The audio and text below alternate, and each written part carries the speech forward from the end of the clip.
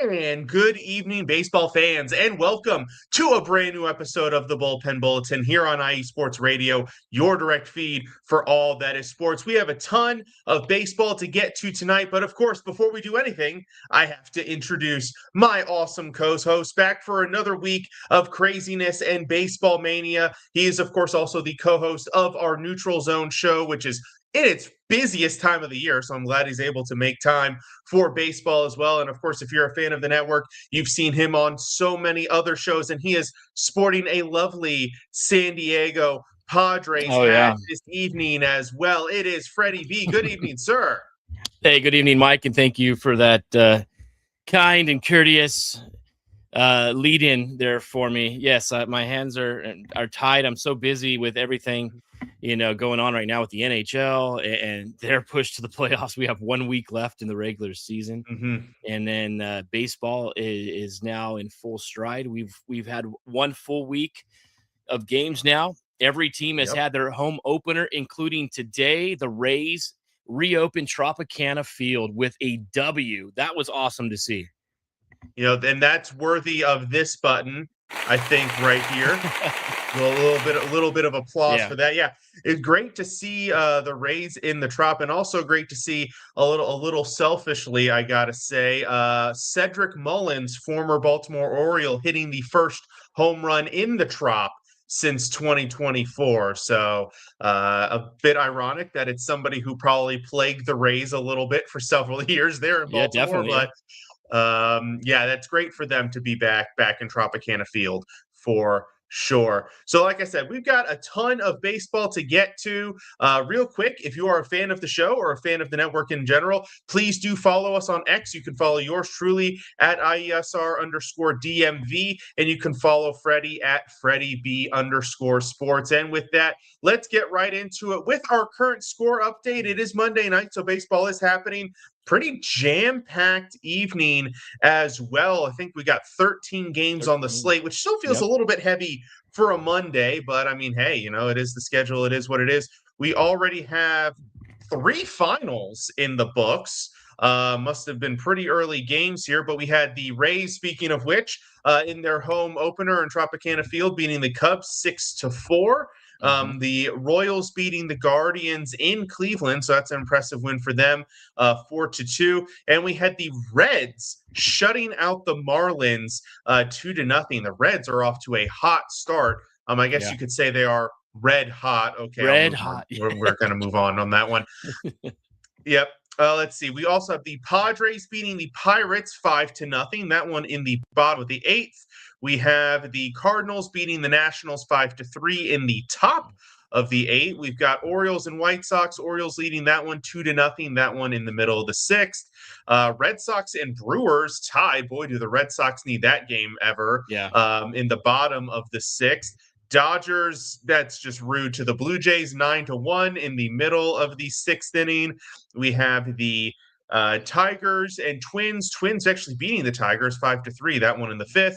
Mariners and Rangers locked up at 1 in the 4th. Astros ahead of the Rockies 2-0, which means that game might already be over. And then we've got later on tonight, we've got the Braves at the Angels. That should be a pretty good matchup. And then we've got the Phillies and the Giants. Phillies rookie Andrew Painter making his second start after a pretty good debut for him for the Phillies last week. So that's your scores right now. Some pretty good games going on across the league. Yeah. So we are going to jump into, we actually have some pretty good headlines to talk about this week. We've had a very anticipated debut. Connor Griffin, the top prospect in all of baseball, a player who some people thought might break camp with the Pittsburgh Pirates. They ultimately decided to keep him down for a week. I don't really know what to think about that one. I mean, if you're going to keep him down, maybe for, I don't know, but he did make his debut against the Orioles this past weekend on Friday and got a double in his first at-bat. So, Freddie, was this the most anticipated debut since who, when, why? It seems like there was a ton of hype around this one. There has been a ton of hype, and I think the biggest fact is that he's only 19 years old, right? Yes. And I didn't know what we were going to see at a Connor Griffin this early in his career, but looking at him on the field at that age, he looks like a man out there. He's got the body, the build, he's got speed, quickness, he's got all the tools, and not the greatest of opening weeks. He did, making his debut, ended up going 1 for 9 overall, but yeah, that's great to see him in the league and in that Pirates uniform, looking really good. Future's very bright, and I think all the hype that he has behind him, he's going to live up to. I believe. I mean, really, who's the last guy that kind of got this much? May have been um, Jackson Holiday. Had a lot of hype around him coming out. Obviously at his age and being the son of Matt Holiday. Um, Right. it takes me back to almost like a Trout type of player on it, Yeah. honestly. I was thinking Bryce Harper was the one Harper, that came to yeah, mind with the amount of hype that was around Harper yeah, when he came up. One that, Adley Rushman when he came up with the Orioles. I know he sure, had been in the Rushman as top well. prospect for about a year at that point. That was a very anticipated. Would have happened earlier in the season too if he hadn't started off with a minor injury that kept him out for the first month. So I think that's a similarity I brought. Also, another Pirate, relatively recent, Paul Skeens. I thought, his debut, everybody was Yes. excited. And Paul Skeens, I think, actually amazingly managed to exceed expectations with his debut. So Oh yeah. great for Y- Griffin, great for him to get the debut. Is he going to stick maybe this first time around? We'll see. To your point, he started out 1 for 9. And I think he's 0 for in the Pirates game tonight. But the Pirates also have an interesting situation with him in that, expectations for the team are pretty dang low. They And are. the fact that there is not a playoff expectation. The team has started out 6-3. Even if they lose tonight, they're still 6-4. So I think it's a good situation to let a guy like Griffin take his lumps in the league, where there's really just not that much pressure. It's kind of the same thing the Orioles did with Gunnar Henderson back in 2023. The Yeah. expectations for the team were non-existent. So yeah, let him bat 172 for the first month and figure it out and adjust to the league. This is something that the city of Pittsburgh needs as well. We were just, maybe 4 years removed from them finally making the playoffs in what seemed to be almost 30 years.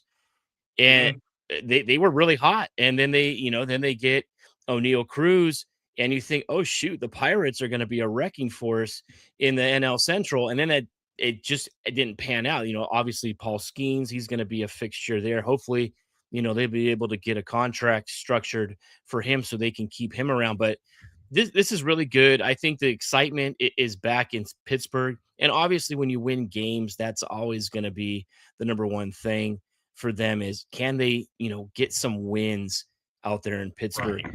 You know, I think that's what all they're looking for out there. I think that again, it goes back to the expectations are, so subpar for the team at this point. It's like just win a few games. Like just Yeah. get a little bit of a rhythm going. Threaten 500 by the end of the season, and I think they would be happy with that. And I think the city would also be happy with letting Connor Griffin, like I said, take his lumps and get used to the league. I think him having a full year of experience, even if the team were to not finish so hot, I think people would be more than happy with that, with letting that I'm play out. on I'm on that mindset of yeah, if you're gonna call them up, let them play. Yeah. Let them know what that's what it's gonna be day in and day out. That's what you're gonna be faced with. If you send him back down, he's probably gonna go play double A. I'm assuming maybe or down to triple A. I don't know where they're gonna have him if they did send him Hmm. down. Right. But he's got to get ABs and everything like that. But Hmm. yeah, let him out there, throw him out with the Sharks and see how he does. Absolutely. I believe in that philosophy. I think it's only going to make him better. Yeah, no, agreed, 100% for sure. And confidence doesn't seem to be an issue for the kid either. He seems very, very amazingly prepared for this situation for a 19-year-old. That is Yeah, is yeah, very very much so. impressive. Yeah. Yeah, for sure. Next one. Now this was just Oh, impressive. bud. So my goodness. So there was this past weekend we had the Angels. What was the matchup again? You have to remind me. It was Angels. Mariners. Angels Mariners, 1-0 game all the way through. This was the final score, 1-0. Outfielder Jo Adell for the Angels with 3 home run robberies in the game. The last one with him diving into the stands, which apparently, I don't know if people didn't know the rule, didn't know how the rule worked. Maybe the rule's been interpreted inconsistently over time, but apparently sparked a little bit of controversy on social media with fans debating, oh, well, if he went all the way into the stands, that should count as a home run.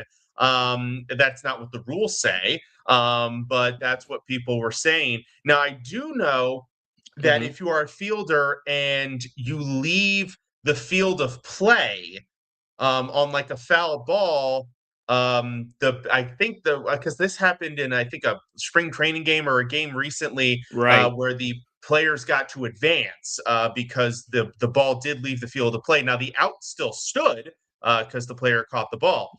So, but Freddie, what did you think of this ninth by Adell here? Well, I'm gonna take it back to the first game of the series here for the Angels, if I could. Yeah. 0-0 through 9 innings, them and the Mariners. So they already had a hard time getting some runs. They ended up losing that first game of the series in extra innings, 3-1. Zach Neto, well, first of all, then Jo Adell, night 2, he robs the home run in the top of the first inning, which would have put the Mariners up in the game. I think he robbed Cal Raleigh. That would have been Raleigh's first home run of the season. He's still yet to go yard, and I'll kind of talk about that in a little bit. And then Zach Neto for the Angels leads off with a home run for the Angels. Angels go up 1-0. Adell then robs another home run in the 8th, and then J.P. Crawford in the 9th, like you said, an incredible. I was watching it too, and my dad called me like right as it happened. He's like, "Are you watching the Angel game?" I was like, "Yeah, I'm watching it." That's freaking crazy. Single-handedly kept them in the game. 3 home run robbing catches in one game. I don't think you're ever going to see that. And then in the fashion that he did that last one too. Yeah, outstanding. And this is coming from a guy with Jo Adell, who the Angels had big doubts with in the outfield, and he showed lots of weakness just 2 years ago. He's put a lot of effort in to get better in the outfield, so that's good on him. But to your point, Adam, I think that should be a catch. He caught it all the way.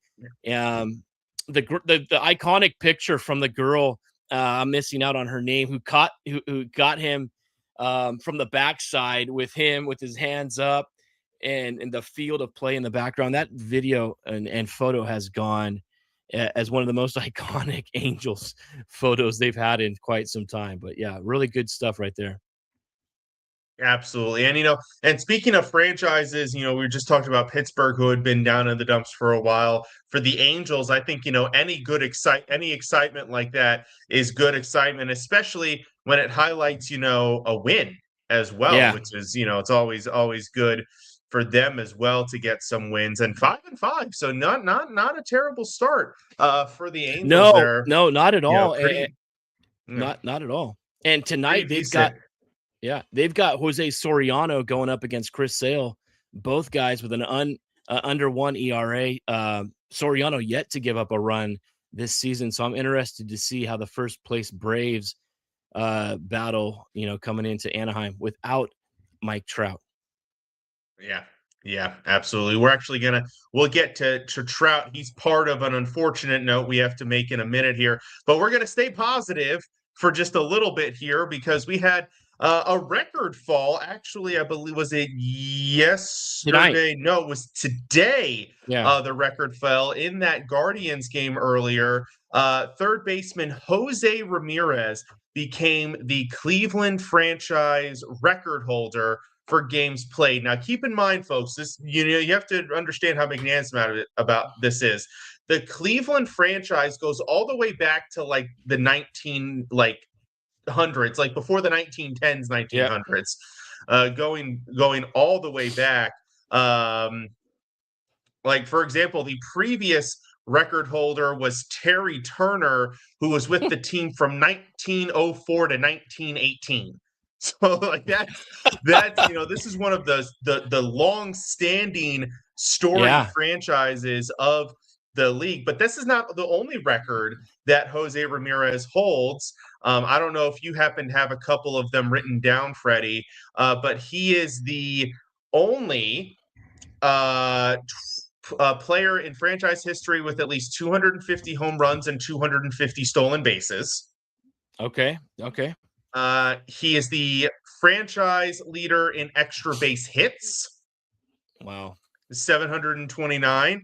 And he ranks second in home runs, stolen bases, total bases, and RBI, and third in doubles, and seventh in hits. And oh, by the way, he's only 33. I know. He turns 34 in September, and he's still, well, I mean, okay, he's off to kind of a rough start this season, but I got to imagine he's got a lot more. He's still got a few more years in him. He's one of the most exciting players to watch. He has a smile on his face all the time, and definitely one of the most underrated, untalked about names. Even though he's been up there for MVP candidate, like in a good 5-year period of time, he's been outstanding. And to set all those records with Cleveland, you think about all the players that they've had throughout their history, and even more recent, with the home run totals, you think about Jim Thome and Albert Bell and Manny Ramirez and the RBIs and all of that, the doubles, all of that stuff, the stolen bases. You would have thought maybe Kenny Lofton had more stolen bases than Ramirez. But yeah, what a player. And that is absolutely somebody I would love to have on my team. He goes out there every single night. He'll take his lumps, but he goes out there and one of the best ballers, I think, in the league, and just a great guy and a huge guy to root for. Definitely a fan favorite. Yeah, absolutely. And by the time all is said and done, probably the greatest Guardian of all time. I would say so. Yeah, probably by the time he finishes, Hall of Famer. I think that's a pretty fair expectation at this point, unless it and I'm knock on wood that this doesn't, unless he just falls off a cliff. But I don't think that's going to happen. I think he's too good of a player to just have that happen. Yeah, he's had a couple of struggles. I mean, he's had an average down to like 260 when he was up there hitting over 300, 30 home runs, 30 doubles every year, and 100 RBIs. He's just Mr. Consistent. And the definition, when you look up a gritty baseball player in the dictionary, it's going to have Jose Ramirez right on there. And 1,620 games, that's awesome. All with one franchise. Absolutely incredible, for sure. So, yes, congratulations to Jose Ramirez for setting that record and many more, looks like, as a Cleveland Guardian. So now let's jump into our highlights from this past. Well, I guess this past week would probably be the more adequate statement. So Freddie, I'll let you kind of run with this. I know you had a bunch of notes, a bunch of teams that really impressed you. So take it away with some of your highlights from this past week. Yeah, I think I wanted to kind of start out. I mean, we don't really talk about the Chicago White Sox at all, and right now they're actually losing to your Baltimore Orioles, but they swept the Toronto Blue Jays at home, and that was the first time that the White Sox had done that in over 30 years, which is an incredible feat if you think about it.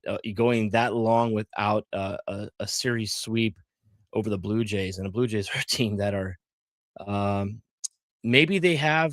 I don't really believe in World Series hangovers, but they're kind of experiencing something like that right now. A couple of injuries. They're getting smoked right now by the Dodgers. Speaking of the Dodgers, they're mashing. Coming into tonight, they had 16 home runs, leading all of Major League Baseball. They've hit 3 tonight at least already, giving them 19. And the Dodgers, from what I've seen out of them so far this season, 5 come from behind victories already. That's so frustrating when you go to watch them at night and you're rooting for them to lose, and then they end up coming back. It's almost like I can forecast that happening. I've seen it play out so many times. But the Dodgers are good. They're really good, Mike. And I think that they can definitely get over that 100 and 5-win mark this season if they can continue to play the way that they are. Another really good team right now is the New York Yankees, also leading in the American League East. They are a plus 26 on the run line. With half of the home runs hit from the Dodgers, they were sitting 17th overall in MLB with only 9 home runs from a team that you would think would be mashing, especially with Judge and Bellinger and some of the guys that they have in that lineup. But they're getting it. They're getting really good pitching. They are getting really good timely hitting as well. And we're seeing a lot of guys hitting for average, and that's what we haven't seen from the Yankees in quite a while. Somebody that I think we need to maybe keep an eye on. I know it's early. He did play in the WBC, but Cal Raleigh right now really struggling, has yet to go yard. Mike, I don't know if you've seen any of the Mariners games so far, but I did get to watch them as they play the Angels this past weekend, and he just doesn't look right up at the plate. He's really something's off with his swing. I can see it. He can't really catch up to the fastball. It looks like he's kind of got some kind of hip action going on. I'm gonna have to break it down and analyze it a little bit more, but yeah, I'd kind of be concerned right now if I'm Cal Raleigh. I know, slumps can be so bad, and when you start off a season the way that you are, that can hopefully, not carry on further for him because they're going to rely upon him throughout this season, especially in the American League West. But those are some of the things that caught my eye this past weekend. Obviously, there was a lot of action. As well. What were some of the key things that you took away? So, I mean, yeah, the Yankees definitely stood out to me this past weekend.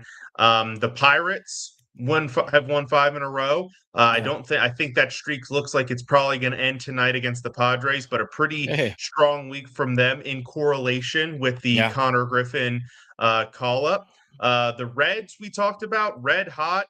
Again, the pun returns. And here's what's amazing to me. They have scored, and so this is through 10 games, so this is including the result tonight. They have scored the second fewest runs in all of baseball. And yet they are 7-3, which is incredible. It means to me that shows that they're pitching great and they're winning close games. 2 very key elements for teams to make pushes where now, of course, it would be nice if your offense could pick it up a little bit. But I think, to have those offensive struggles and still be 7-3, I think is a testament to how well they played. The Brewers, another one, 7-2, plus 28 run differential, incredible. The Braves, plus 27 in the run differential, only giving up 2 runs a game. That's pretty darn good for them to start, and we'll see if they can continue that. I think you said, they're later on against the Angels, so we'll see if they can keep that trend going. The teams that I'm kind of down on a little bit right now, Toronto, lost 4 in a row. You kind of mentioned the World Series hangover. The Orioles, losers of 5 and 6. I'm always going to be critical of them. Getting bit a little bit by the pitching bug. Fortunately, Chris Bassett, who they signed in the offseason, is maybe looking like this year's Charlie Morton for them. So that's not looking so great. The Red Sox, let's just keep with the American League East trend. Worst record in baseball, did not have that on my 2026 MLB bingo card.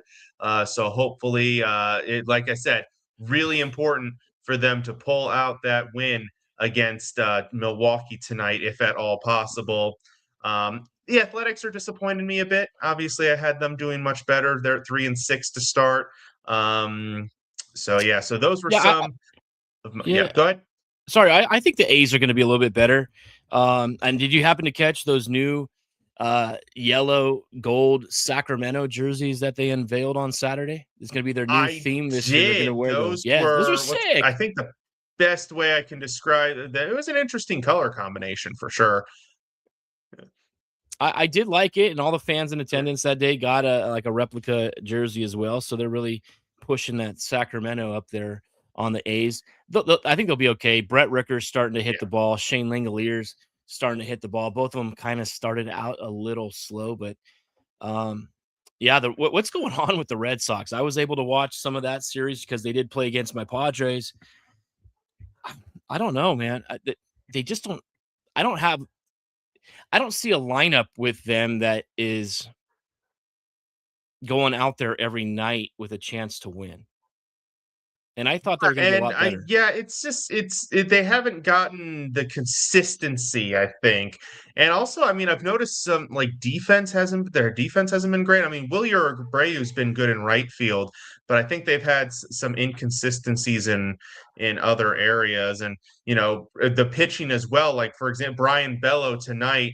Only 3 1/3 innings, gave up 3 runs. He has a 9 ERA. He was supposed to be one of the main, like, at least in the middle of the rotation. So I think it's just, and again, when you're this early in the season, all these little things here and there can really like stack up and get you some losses early on. So definitely, yeah, the Red Sox are definitely a team to, maybe definitely be concerned about. Yeah, I Early on. think power wise, they're one of the weakest teams as well. Outside of Willie Abreu's 3 home runs, they only have 5 other guys that only have a single home run each, and we're talking Roman Anthony, Wilson Contreras, and Trevor Story, guys who have power. I'd like to see some of those guys start hitting the ball a little bit better, but that would be a little concerning if this trend continues through the month of April. I'm sorry, Mike, um, if they don't turn things around and they fall behind, they can find themselves, 7 or 8 games already out of first place after the first month of the season. Yeah, absolutely. Looking at some of their stats as well, they are very middle of the road pretty much across the board in a lot of the major areas. Looking at things like, home Hmm. runs, like you mentioned, they're like kind of 18 to 20, OPS kind of in that 18 to 20 range. So, some of it is just not being good. ERA, they're 23rd in the league. Mm, So I think, if you're bottom third or bottom half in pretty much every category, that's like in every category, you want to at least be top in some of them. If you're bottom half in all of them, right. you're gonna be you're gonna be a team that's 2-7 that are this Yeah, early in the season. Um, Now, that's true. unfortunately, for a little bit of a negative, this one, it was an injury. We talked about it a ton last year, and it's always a constant part of the sport, especially when you play 162 games.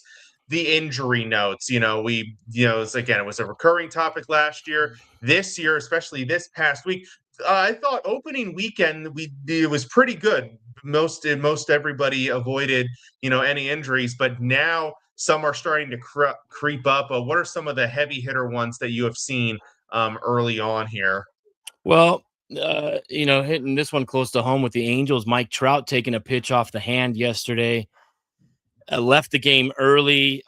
He's going to be on like the 15-day IL, so he'll be missing a little bit of time. But it's just, can this guy just get through a season without any flukish type injuries? And let's just hope he can get back out there, because the Angels have been quite exciting this year, and Trout's been doing a really good job. Some of the other guys getting hurt. A strained calf for Juan Soto as he was running the bases in the series against the Giants. Hunter Brown going down as well.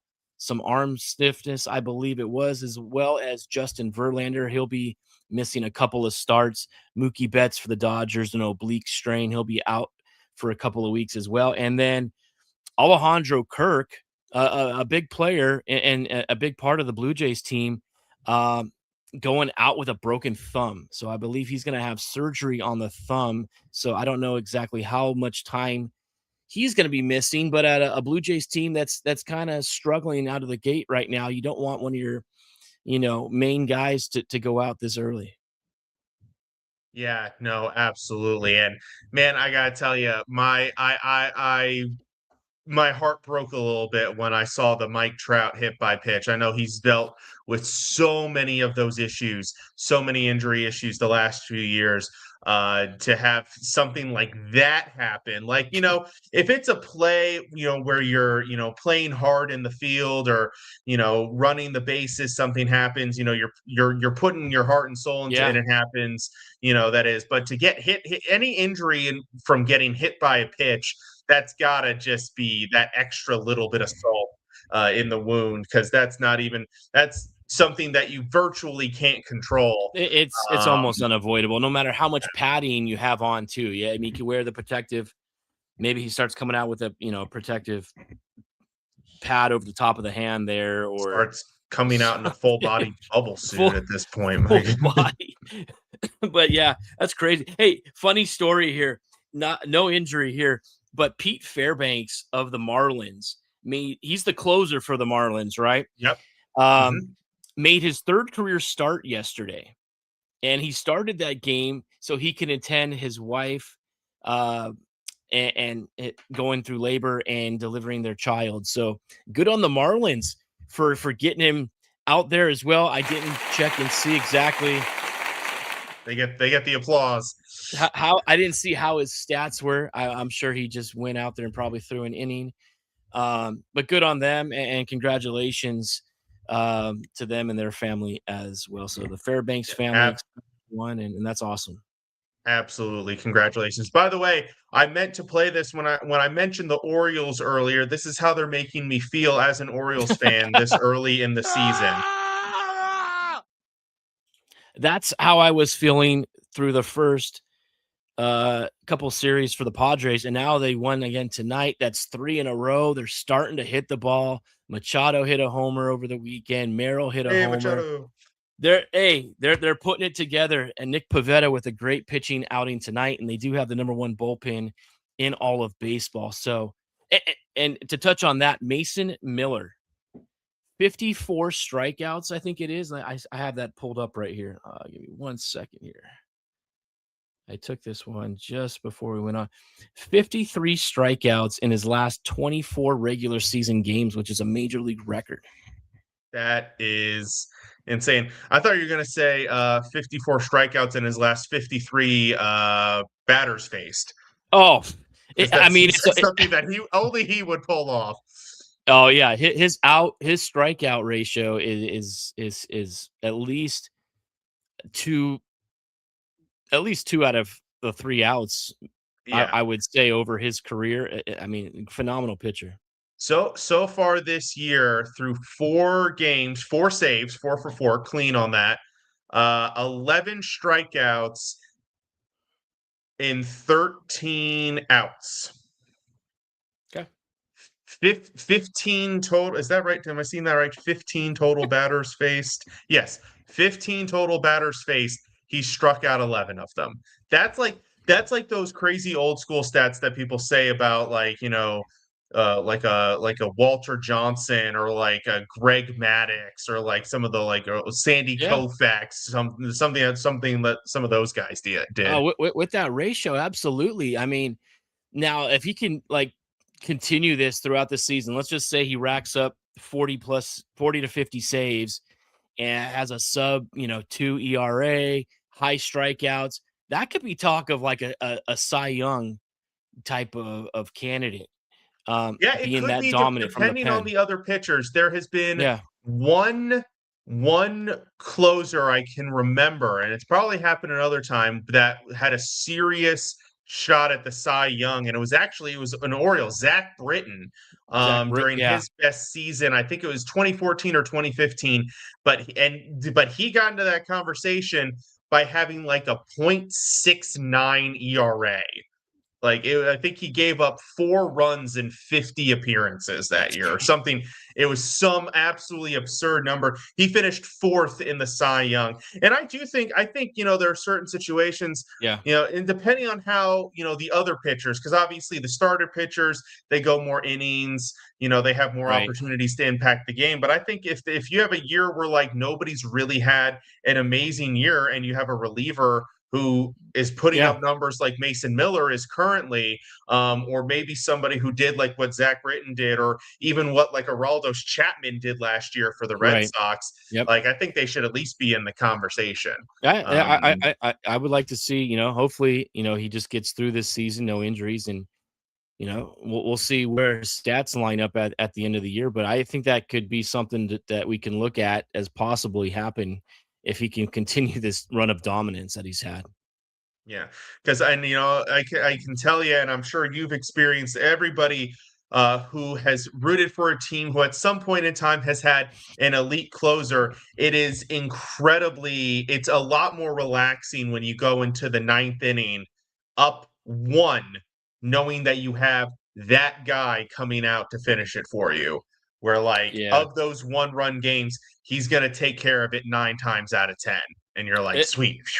All right, cool. And if those it's guys, if it's 2 yeah, runs or 3 runs, mark it in the books and move on. Yeah. yeah. Yeah. And I think that So, that's yeah. huge. You gotta have a good guy that can close out a game. There's only been a handful over the last few seasons that have been that dominant, and if you can get one, you're lucky to have them. Sign them up. Yep. Absolutely, absolutely. And I think, yeah, Mason Miller is definitely somebody who I would put on that list. Before we go to break, of course, we have to take a look at some of our upcoming matchups for the week/weekend ahead. Obviously, the current games tonight are the series that will be played during the week, but we have obviously a lot more coming down the pike over the weekend. So, Freddie, looking ahead to it again. Still early in the season. Most teams are pretty much everybody's still in it, except maybe the Rockies. You could probably count them out. Hmm. But other than them, everybody else is still in it. But are there any series that you're looking at and thinking that's a pretty big series, especially this early on? No, you kind of touched on it with the Red Sox. They got to get something going. They're playing against a really good Brewers team, and right now they're losing in the bottom of the eighth. So not good for Boston for another one. There, obviously the rematch of the World Series between the Blue Jays and the Dodgers was one to look forward to. I personally was looking forward to the Angels and Braves just on the fact that it was going to be a really good pitching matchup for the first couple of games of the series. And then over the weekend, we've got some interesting games as well. Yankees and Rays are always tough when you're playing interdivision like that. And Astros and Mariners, another one that I'm going to have to pay attention to, as those are the two teams that I expect to fight for the top of the AL West. Absolutely. Yeah, no, that's a good one to watch for. I'm curious to see how the rest of this Reds Marlins series finishes out. Mm-hmm. Two teams kind of off to some surprising starts. Both entered this series 6-3 before today. So, I'm curious to see if either of them can keep that momentum going. I like Phillies Diamondbacks. I think that's going to be a really intriguing series. Michael Sure. Soraka versus Jesus Luzardo on Yeah. Friday is going to be a really fun pitching match. So we'll see that one. And then just, A, it's the homer pick, but B, I like the color coordination. Giants, Orioles, orange versus orange. Who's the better orange team?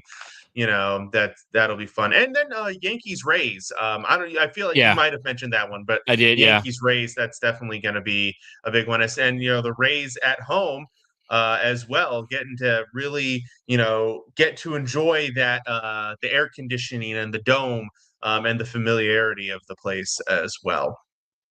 Yeah, it's gonna be a great week of baseball again, Adam. Um, the first week, if that showed us anything of what to expect, or what we could be in store for. Remember, this is a 162 game season, so you can't lose it this early. You can't win it this early in the season, but you can lose. You can't lose it either, right? But Right. you don't want to start digging yourself out of a hole. So be mad dog. Hey, your Red Sox have got to pull through. They're going to be sitting 5.5 games behind the Yankees already after tonight's loss. So, yeah, they've got to do really well. And, for another one of our guys here, Daryl, his Washington Nationals picking up a win again tonight. So they're doing really well, hitting the ball around the park a little bit. So a lot of exciting stuff around the league. Keep an eye on those young guys like the McGonagalls and the Connor Griffins, and I'm focusing on those guys. Yeah, absolutely. Yeah, the Connor and McGonagall off to a pretty good start we saw as well. So, yeah, that's definitely one to watch. We are going to take a quick break here. When we come back, we're going to jump into the college ranks and then finishing it off with our Around the Diamond topic. So do not go away. You are listening to the Bullpen Bulletin here on IE Sports Radio, your direct feed for all that is sports.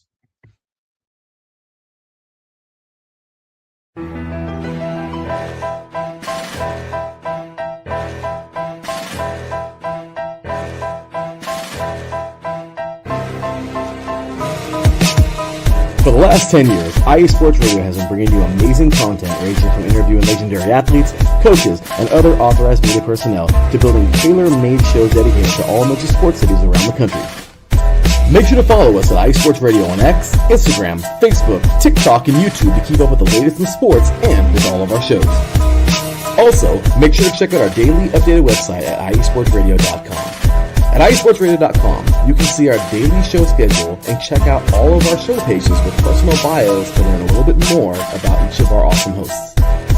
In addition to our show pages, you can catch the iSports Radio blog, Hall of Fame, Fans of the Month page, and our merchandise shop, including t-shirts, tank tops, caps, long sleeves, hoodies, and more.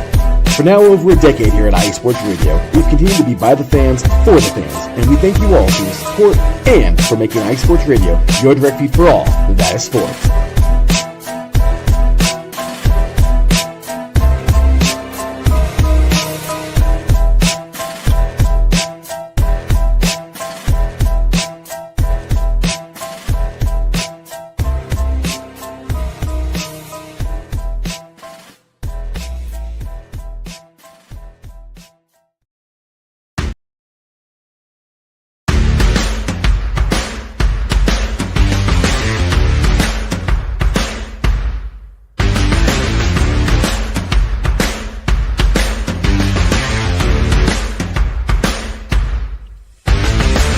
IE Sports Radio fans, this show is brought to you by Planet Jerky Premium Brisket Beef Jerky. Planet Jerky is the official jerky of the 2022 California League champion Lake Elsinore Storm, Single A affiliate of the San Diego Padres. This all brisket jerky has gluten-free options, contains no MSG, no sodium nitrate, is low in sugar, and high in protein. Go to their website at planetjerky.net and follow them on Instagram at Planet Jerky. Planet Jerky, the jerky that's on a whole other planet.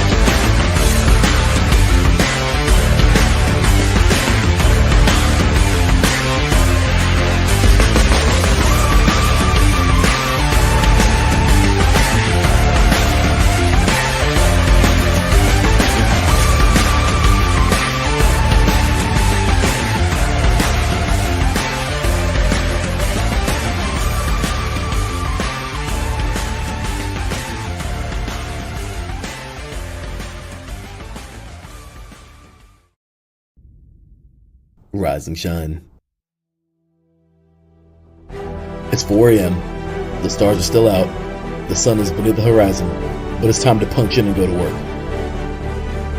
The comfort of your warm-ups turns into the grinding out of your reps as the clinking and the clanking of the plates create a symphony of euphoria. There's no other feeling like it. Earn it, burn it, and take what's yours.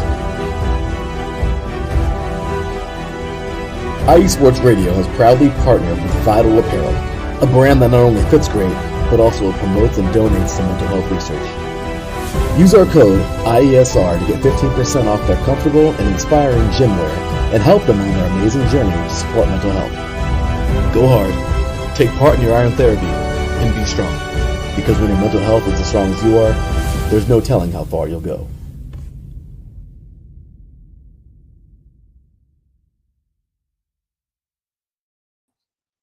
And welcome back to the Bullpen Bulletin here on IE Sports Radio, your direct feed for all that is sports. As Freddie kind of alluded to before the break, we do have some more finals in the books for this evening. The Nationals using a 3-home run, 6-run eighth inning that I was kind of following while we were talking and might maybe screaming in my head about, but to beat the Cardinals 9-6. We also had, which other one finished up here? The Padres finished off the Pirates 5-0 there. The Braves, Angels, and Phillies, Giants are already underway. Looks like the Braves got a run in the top of the first there off of Soriano. And I'm just going to go ahead and call the Blue Jays Dodgers game. I think it's safe to say that one's probably going to be in the books as the Dodgers lead 14-1 in the eighth inning. To piggyback off of Freddie B's point about the Dodgers mashing 5 more home runs tonight. First team to 20. They got 21 now. Jesus. Just absolutely absurd. How Andy Pages. What is he? Let's pull up what Andy Pages did tonight here. He had been he was batting 500 before tonight's game. And 2 for 4. So he's got 474, 500, 789 slugging. Yeah, 1289, 1.289 OPS as well. It's just that is absurd. And Freddie, speaking of timeless people from Jose Ramirez, Freddie Freeman, also with a home run tonight. He's slugging 571. I don't know if he's ever going to slow down. He might just keep hitting the ball even when he can't run anymore. You know what? One thing I do think about the Dodgers and what makes them so dangerous is they can give Will Smith the night off, and Dalton Rushing can come in and he catches a great game, and he also can hit and hits with power. So they're not losing anything when Will Smith has a night off behind the plate, which is something that you can't say about almost every other team in the major leagues as far as the how good of hitting catchers that they have. Yeah, and also, I mean, there's the other thing. I've been following a prospect of theirs who is now getting, looks like, mostly full-time reps, Alex Freeland, their second baseman. If he starts hitting as well, my goodness, I mean, there's not a weakness in that lineup, even when they go to the bench. It is. You scored this many runs in a game that you don't have to worry too much about, your bullpen being a little weak. With Dodgers were already plus 20 run differential, 54 runs, and now you put that at 68 runs. By far, oh no, not by far. I'm sorry, the Astros still outscoring the Dodgers to this point, but that's a ton of runs. It's a lot of runs to score, especially this early in the season. Speaking of scoring lots of runs, they like to do that in this sports. We've got our college baseball with some really exciting series. Really great weekend. Yeah, really great weekend, Freddie. Why don't you kick us off with some of your highlights here, some of your big results? I think the biggest story of the weekend was UCLA sweeping USC and continuing their dominance. Now 29-2 overall. The best team in the country, and SC had been playing great, as you know, with what I think they only had one loss over their last 20 games. So really big series. UCLA comes away with the win there. Georgia, I think I talked about Georgia and Georgia Tech on last week's show. Two teams that I'm really looking forward to seeing how they do come College World Series time. Both have the 2 top catcher prospects in college baseball right now as well. There was just a really good, I tried to watch some of the games, and if you have a chance, sometimes the Big 12 network or ESPNU, late at night when there's nothing else on, they'll show a replay of a college game if you didn't have a chance to watch it earlier. So I've been trying to catch up on a few of those games. What do you think about Kansas?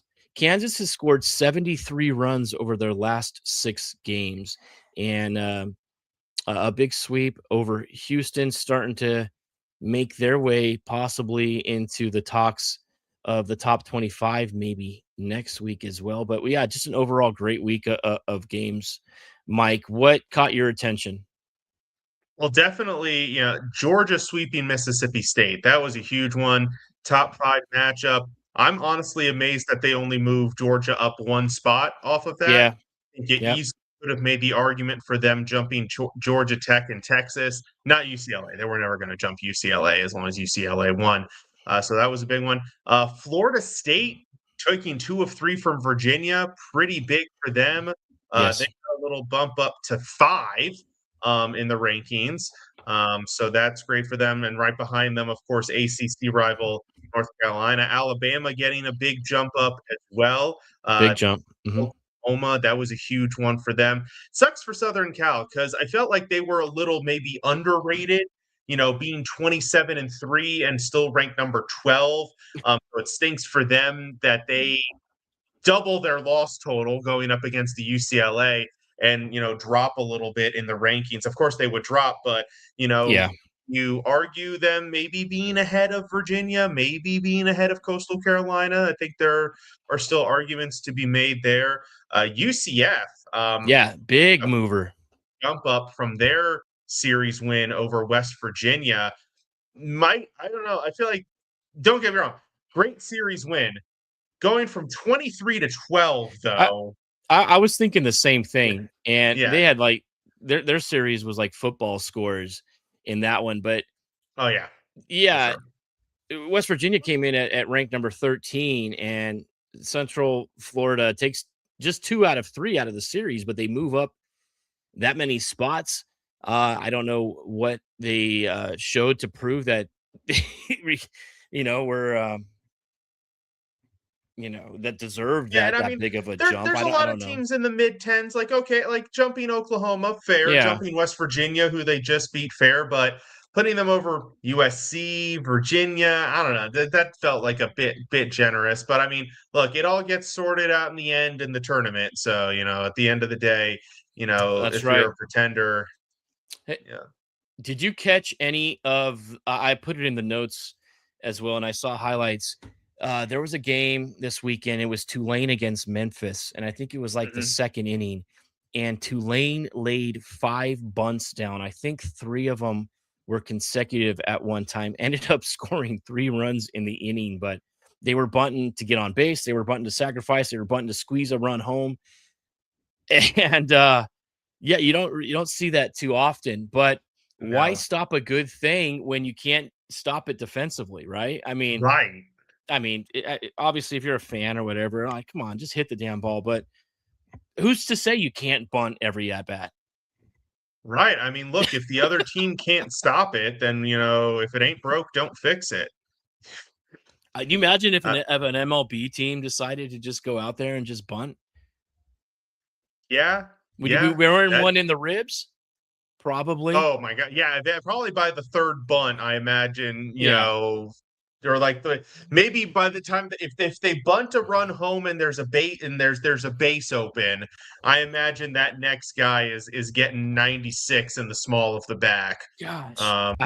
Maybe right on the butt cheek. It's possible. Yeah. You know what? I don't remember who it was. Gosh, and this is gonna make me mad because I'll think about it right after. But there was a Padres game back early 2000s or late 90s. And a guy for the Cardinals had a no-hitter going until like 2 outs in the 9th, and the Padres catcher at the time was Ben Davis, and he laid down a bunt to break up a no-hitter with 2 outs or 1 out, whatever it was in the 9th inning. I think I remember that. Yeah, that drew a lot of ire. That was a terror. I mean, come on. Yeah. Or was it Kurt Schilling that was if it's pitching? a I don't close remember. game and like manufacturing 1 run makes a difference, then yeah, I could see it. I don't remember if I recall that was maybe like a 3-run game or something like that. Actually, it was not the Cardinals. I think it was the Diamondbacks. Bud Smith no-hit them, I think that same year, and then I think it was Kurt Schilling had the no-hitter going in that game against him, and he was just, pissed off. Oh, I'm sure Kurt Schilling was super thrilled about that but one. I could be wrong. Fact check me, but I think I got it right. It's a long time ago. Yeah, it's going back. I mean, I'm sure you go back, you can find numerous little instances of that. There's, of course, the infamous one with Max Scherzer, the perfect game broken up by the Jose Tabata hit by pitch, where he was in the batter's box, and it was an inside pitch. But honestly, it was only maybe like an inch out of the strike zone. It was almost a strike, and he just lowered that elbow in. And the ump didn't, I guess the ump didn't see him kind of lean into it, or wasn't really paying attention to that, and just saw the hit and he got his base. So, yeah. Or you get one taken away by a bad umpiring call, like Armando Galarraga did when he had that 28 out perfect game that he pitched for the Tigers. Right, absolutely. Looking ahead really quick in the baseball world, I don't know if you've looked ahead to this upcoming weekend, but there is one major matchup on the docket we've got coming up. Florida State and Georgia Tech facing off this weekend, 5 versus 3. Winner of that series is certainly going to get some clout.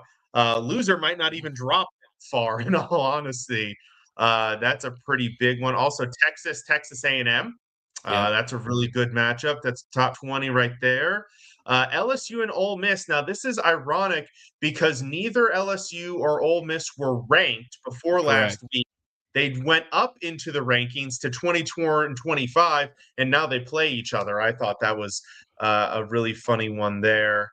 And interesting. Oh, and then there's Arkansas and Alabama is the only other ranked matchup. Nebraska versus Oregon as well. So not a Auburn, ton of, Kentucky ranked matchups this weekend, but one major one for sure. Yeah, I'm going to look forward to the Texas A&M game.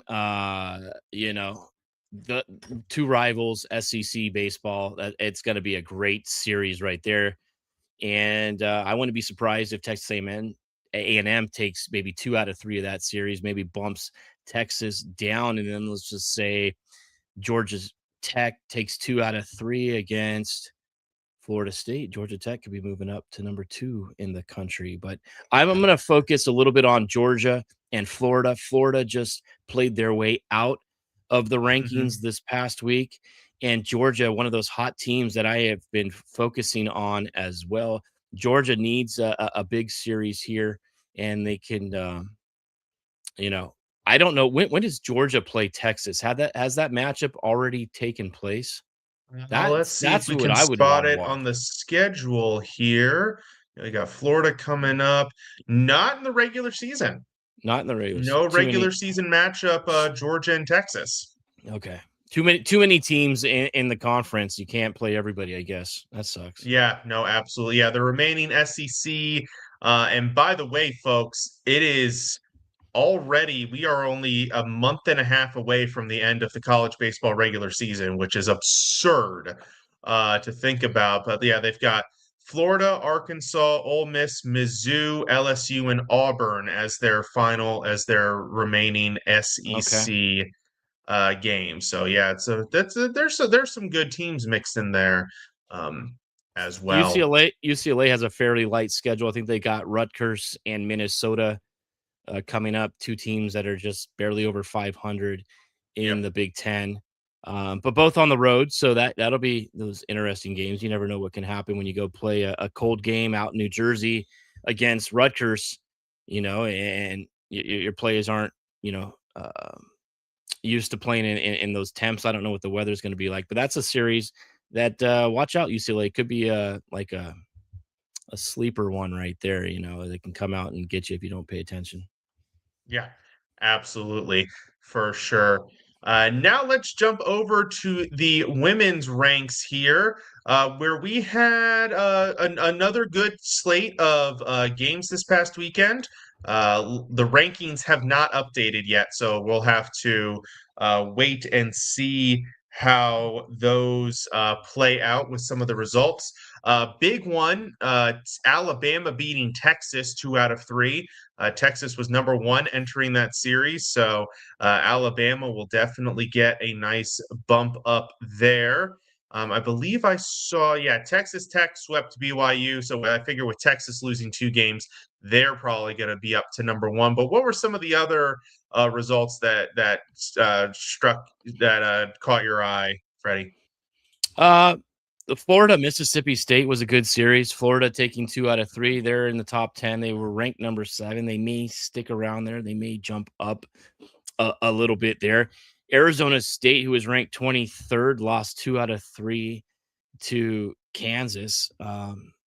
So that was a big series win there for Kansas. I'm looking at UCLA and women's softball right now. Okay, they just won the national championship in women's basketball. Congratulations to the Lady Bruins. And now what they're doing, starting to make some noise in the softball side as well. They were ranked number 9. I think they'll probably move up a little bit with their sweep over the weekend as well. But those Southern Conference schools just put such great product out on the field. I just love watching those games. Yeah, absolutely. Yeah, they're playing some great baseball. Tennessee did give up 2 runs in the game, so shame on them for that. I saw that. There was another. Duke sweeping Virginia.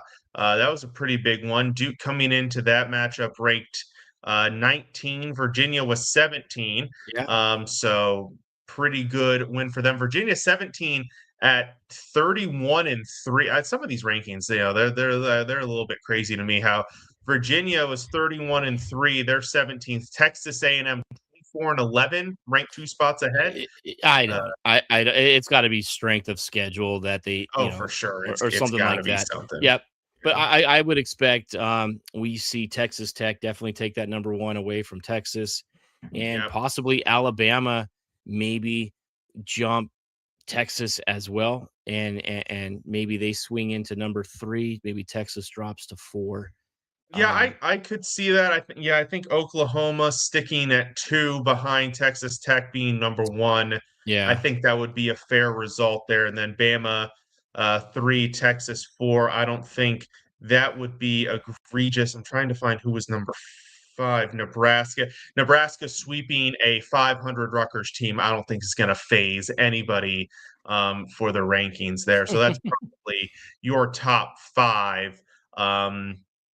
At the end of once they do update their rankings. Yeah, so now they're going to wrap up our show with the Around the Diamond segment. And as opposed to the last couple of weeks where we've had, a fixed topic for this segment, we're just going to freestyle it this week. Freddie, I know you had a topic that you wanted to bring up, so go ahead and kick it off. What is your Around the Diamond topic for the week?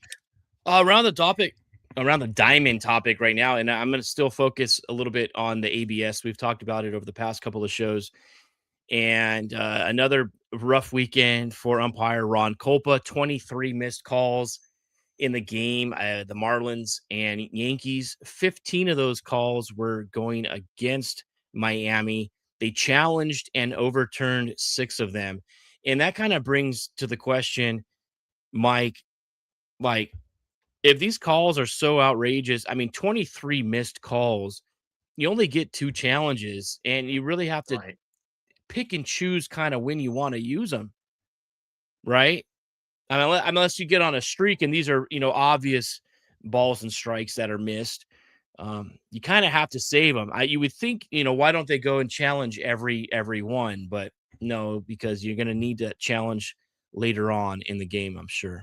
Right. Yeah. You miss them, you lose them. So yeah, if you're right, all it takes is one pitch to just be a little bit off from where you think it is, and that's a challenge lost. And then now you're really on the back foot.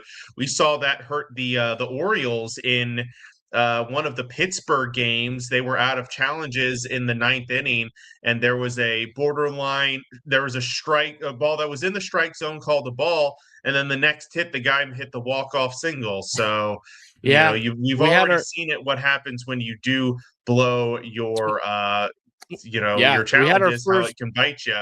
By the way, I did want to bring this up. Yep. We were talking about it earlier. Cal Raleigh, first home run of the season tonight. Okay. He finally got one over the hump. Thank you, Cal, for listening to the show. Yeah, he heard us. He heard us. And not to rub salt in the Red Sox wound, they did end up losing that one to the Brewers 8-6. So they fall to 2-8, which I only get a little bit of joy for the Orioles who won. So now they've got a little bit of gap over them. Now I just need and the Blue Jays lost. So now they're tied with the Blue Jays. The Orioles starting to creep their way up the rankings Mike, as well. If you don't mind. One more thing on the ABS. I saw a stat this morning that said they had broken down percentage-wise hitters, catchers, and pitchers. So a catcher's challenging calls are about a 60 to a 65% clip of getting them correct and overturned. Pitchers are at 46%, and batters are at like 49.8%. So about 50-50 for the batter, almost 50-50 for the pitcher, but it's the catchers that have the best eye, and they're the one that the highest percentage. And Logan O'Hoppe, I think, leading all catchers right now. He's 10-2 in challenges. So I'm liking to see that. Pitchers defer it to your catchers. Yeah. They'll make the right call for you. They're pretty. I mean, obviously they have probably the best view. They have a better view than the umpires do because they're right there catching the ball. Right. So definitely defer to them. My around the diamond topic. Just a quick little tribute. This note here on ESPN. The New York Mets plan to retire Carlos Beltran's number 15. Good. On September 19th. He will become the 9th player in franchise history to do so, joining Tom Seaver, Mike Piazza, Keith Hernandez, Willie Mays, Dwight Gooden, Darryl Strawberry, David Wright, and Jerry Koosman. That is a wonderful list of players to be included with. And then also, Freddie, you threw the little comment to me just now. Ozzie Guillen. I did see that announcement over the weekend. He will also get his number retired by the White Sox. Very touching moment. I believe it was on a live broadcast where they announced it. Yeah. That he will get his number retired. So couple of greats of the sport, well deserving to have their numbers retired by their franchises. Yeah, Ozzie Guillen, man, it was a great shortstop back in his day, and he was the manager that led the White Sox to their World Series as well. So good on them to retire his number 13 at Comiskey or whatever the ballpark's called now. The new Comiskey. Absolutely. Real quick before we go, Freddie, is there a Padre that you think's going to get their number retired currently on the team? Currently on the team, I would probably say Manny Machado has already set the franchise record in home runs. Right. He'll probably end up playing close to the most amount of games as well. I would like to say that there's a couple possibly if they can. It's just so hard in baseball, right?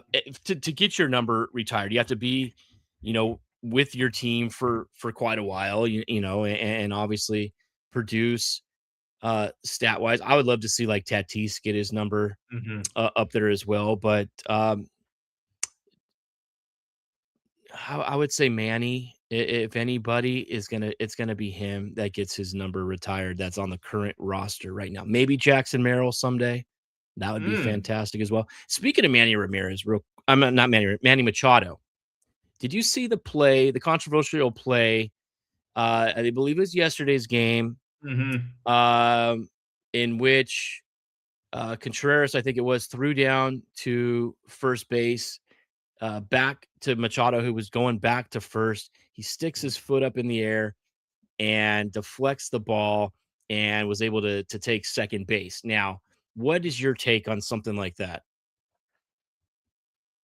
I mean, here it was definitely intentional. You could see that on the replay. He did this weird little like skip hop to get his foot into position to kick it. Look, if the ump doesn't call it, it's a smart play.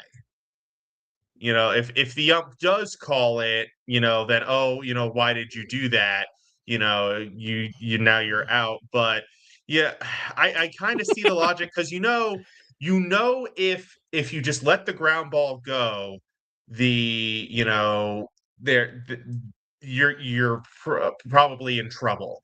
But if you do something, that you give yourself an opportunity. It's kind of the equivalent of the glove slap, the Alex Rodriguez glove slap against the Red Sox in the playoffs. Now, I thought the glove slap was maybe a little bit more controversial, because it's a playoff game. It's a pretty big play. I think a go-ahead run scored off of it. Look, it's a random Sunday baseball game in April. Look, if we come back and this game makes a difference, then maybe we'll look back on it. I don't even know if it impacted the result of the game. I couldn't even tell you that. He did end up coming around to score right after that as well. So he was putting him in scoring position. Hey, if you're not cheating, you're not trying. That's my philosophy. Yeah. Look, everybody tries the little things to try to get an advantage. Everybody pushes the envelope. I've always said, and this is in any sport, whenever somebody's proposing a rule, what they should do is they should send it out to all of the coaches or managers and say, hey, what loophole would you exploit in this rule? Because whatever rule you propose, somebody's going to find the loophole and exploit it to their advantage. Absolutely. It's like the rule that, in football, a game can't end on a defensive penalty. Yeah. But it could end can't anymore, on an offensive penalty. Right. So if you have to go to punt the ball with 10 seconds left, just grab every defensive player and sling them to the ground, because getting the holding penalty didn't matter, because you're punting. Exactly. And technically that's an offensive penalty. Right. So little things like that. Was it, maybe a little underhanded? Sure. Are we going to be talking about it in 6 months? Probably not. We're probably going to, most fans will forget about it and move on. Yeah. Well, you're right. All right. So that will do it for tonight's show. Thank you to everybody who tuned in. Thank you, Freddie, for coming along with the ride. Of course. Thank you. Yep. We've got fun. Where baseball's just heating up. Unfortunately, it keeps getting overshadowed by other sporting events right now. We've got the NCAA championship game tonight. We've got playoff hockey and playoff basketball coming up. Yep. We've got the NFL draft in a couple of weeks. But once we get to May, baseball will be center stage. So once again, thank you to everybody who tuned in. Reminder, if you're a fan of the show or a fan of the network, follow us on X. You can follow yours truly at IESR_DMV, and you can follow Freddie at FreddieB_sports. Freddie, any final notes before we sign off? No, I'm just going to, try to enjoy the night of baseball here. I've got the Angels and Braves I'm going to try to catch, and whatever else I can get my fill with. Obviously, college baseball, been focusing a lot on that, trying to watch as much of that. But yeah, let's just get these games going. My Padres are on a roll right now, 3 in a row. I'm happy about that. There you go. Let's get going. Absolutely. Well, once again, thank you all for tuning in. This has been Mike, Pat, and Freddie B for the Bullpen Bulletin here on IE Sports Radio, your direct feed for all that is sports. Have a great week. We'll see you next time.